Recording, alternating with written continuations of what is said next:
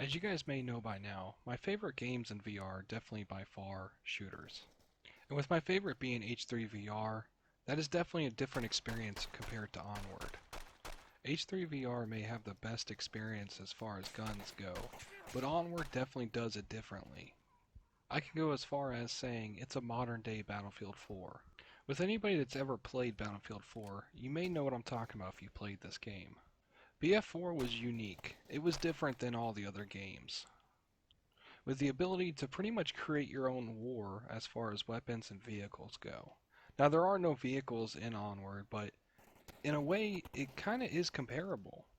It released August 30th of 2016, and was developed and produced by Downpour Entertainment. And I gotta say, they did a very good job at creating this game. And that's why I wanted to do a good review on Onward. I'm Jake the Snake, and this is Onward, the modern day Battlefield 4. There's several boxes you gotta check to make a good VR shooter game. One being a good time to kill. TTK can completely determine whether a person buys your game or not. For instance, Call of Duty versus Battlefield. Now they're not direct competitors, but if you talk to a Call of Duty fanboy, they'll tell you that Battlefield 4 is trash, or vice versa. Now there's a lot of different reasons for this. Fast gameplay, no vehicles, or vehicles. But somewhere in there, they're going to say, well, the time to kill in Battlefield 4 is just too fast. Whereas I like the arcadey style gameplay of Call of Duty. And the same goes for VR. Take Pavlov for instance. It's your typical run and gun style game. Whereas in Onward, you actually have to take your time, plan out what you're going to do. In fact, they even give you a drawing board, which most of the time I've never seen anybody actually use it for any real tactics. I'll get more into that later. But Onward's a unique case. You're not some armored up juggernaut that can just run through enemies and gun them down with no problem. Your health is identical to your enemies, with your submachine guns being about a 3-shot kill, rifles being a 2, and your snipers being a 1. Things like that will determine whether you run into a fight guns a-blazing or if you hold back and you actually hold a position down. And personally, that's my favorite type of game. One that actually includes tactics, not just a run and gun. Well, there's nothing wrong with a run and gun. Don't get me wrong, I've had a lot of fun with them too. It's just the fact that this one makes you sit back and think about your choices. Because one wrong move and you're done. Another box to check is definitely your player base. There's several games out there that I have that are great games, but their community is just dead. And for me, that could be a real game killer because some of the most fun you'll have is playing with your friends or randoms and experiencing these events with somebody else. Whereas Onward actually has an amazing player base, especially talkative. That's the best thing about VR is the fact that almost everybody has a mic. So you will always run into people that are talking or very talkative in general. And you'll have your cases of people that take the game way too serious and can't have any fun. But for most part, I run into people all the time that are willing to have a lot of fun and try new things. Next, I wanted to talk about the game lobbies. Game lobbies are almost always interactive in VR, and they definitely didn't hold back on this one. Now, one of the many things you can do in the lobby is create a class. Now, what's a good shooter without a great weapon system? In this game's case, it does it very well.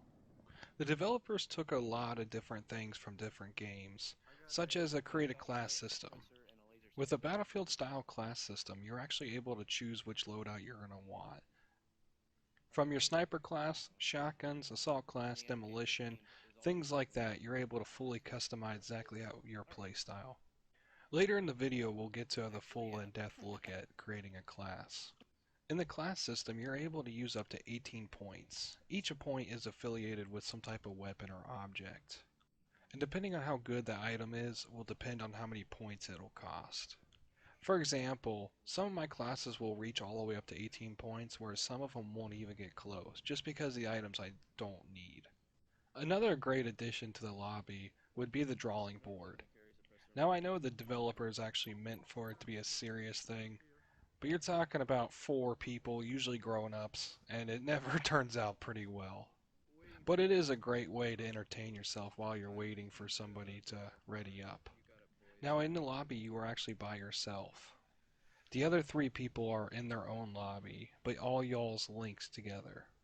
And one of the things, besides hearing everybody else, you're able to interact on a whiteboard.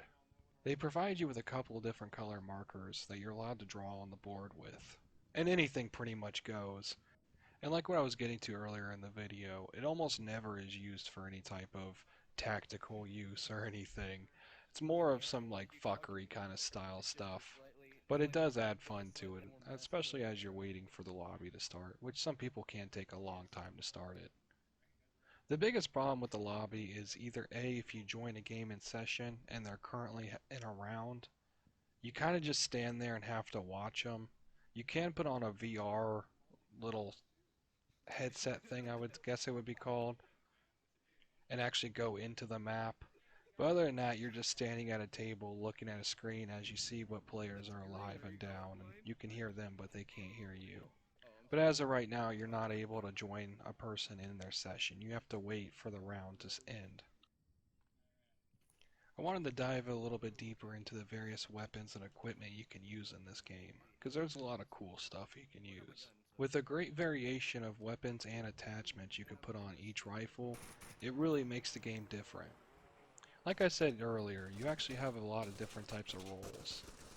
Now, whereas those roles actually determine what weapons you can use for the most part, all the classes have the ability to use certain types of equipment. And all the equipment is unlocked by using the point system. Some of the equipments are like syringes, drones, grenades, gas, and certain other things that are not as big.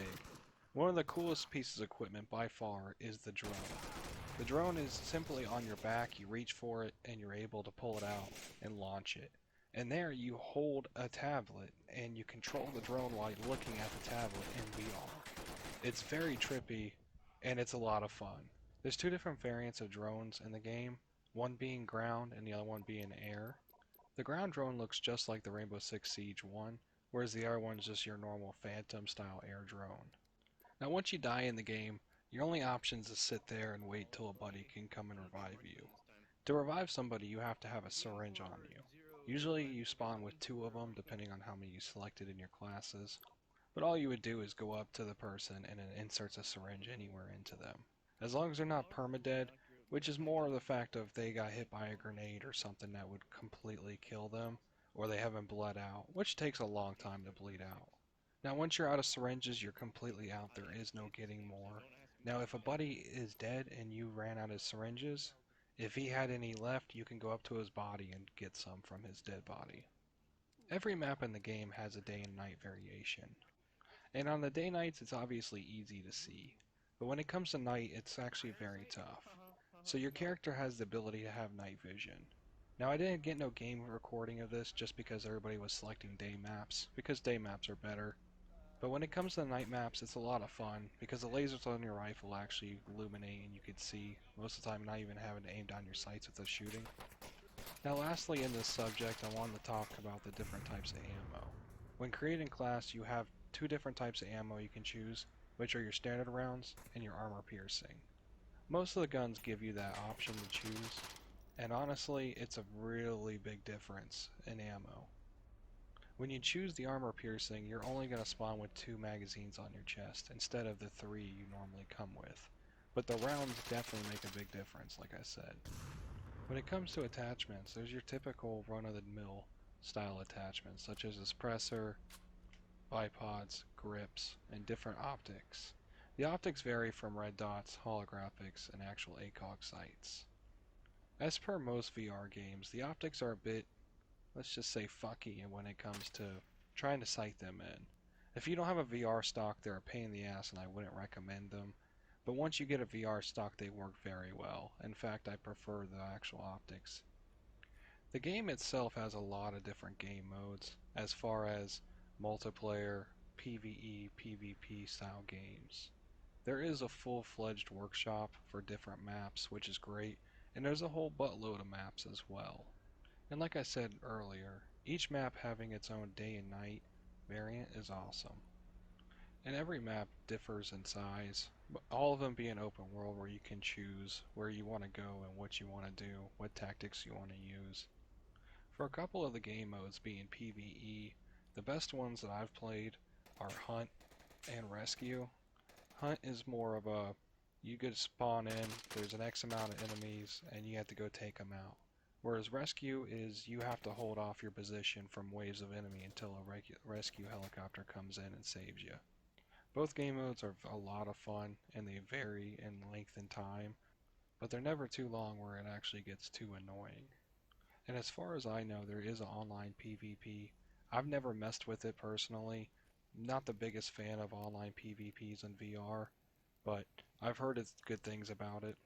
And like I was talking about earlier, there is a Steam workshop for the game, which introduces a bunch of new maps from different games, which is awesome, as always. And with that came an online firing range, which you're able to get with 10 people and fire a bunch of different weapons, test things out. That's a lot of fun.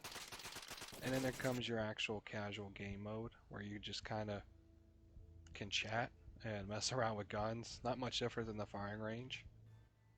They have a special game mode once a week that comes. This week's was Gun Game. I played a bit of it and it was well put together. So all in all, Onward is an amazing game, especially for VR. It breaks ground in its own different way and allows you to run a game however you want. It's a hard shooter and a lot of fun with a great community. I highly recommend this game to anybody that's good at shooters or just likes to have fun. I hope you guys enjoyed this, and as always, thank you.